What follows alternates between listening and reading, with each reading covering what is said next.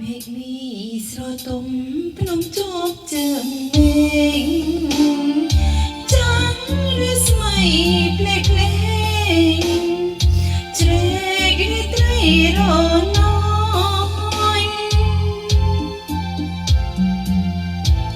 អូដមានใจ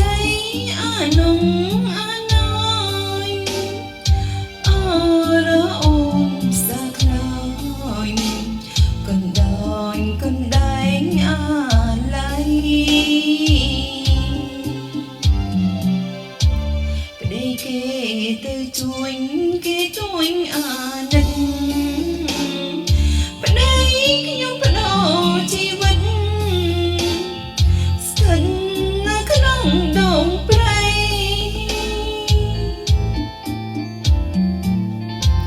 អោភ្នំដងរែងខាងជើងទឹកដីខ្សែលោហិតនិស័យអាឡ័យបីដូនអូនយី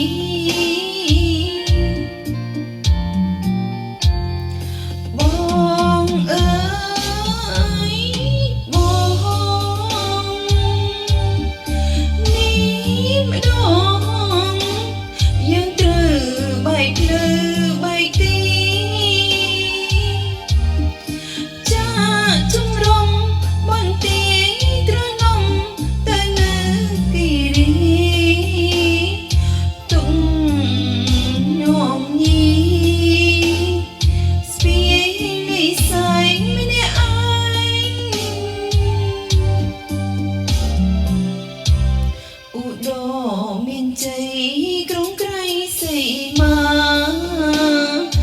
ដងគិរីបុព្វតានាវាធំបែកផ្សែងសូមបងបានឈ្នះក្រុមទីកន្លែងវិលមកកាន់តំណែង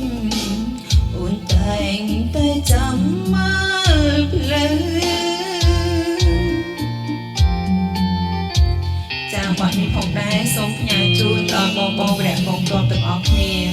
ក៏ដូចជាផ្ញើជូនបងប្អូនទាំងនៅក្នុងប្រទេសនិងក្រៅប្រទេសទាំងអស់គ្នាផងដែរ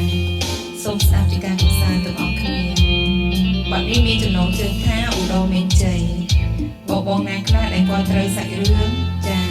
អាចខមមិនបាន